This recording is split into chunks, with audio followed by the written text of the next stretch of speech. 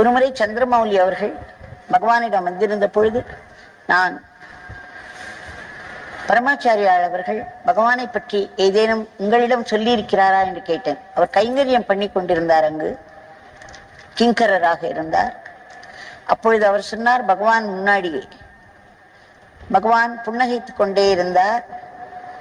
சந்திரமௌலி அவர்கள் சொன்னார்கள், பரமாச்சாரியார் பகவானை குறிப்பிட்டு அவர்கள் மிகவும் மேலே இருக்கிறார்கள், ரொம்ப மேலே இருக்கிறவா வாழ்றார் என்று சொன்னார்.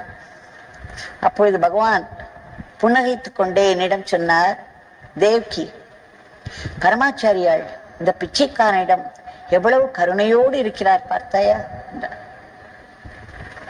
How kind Paramacharya is towards this beggar.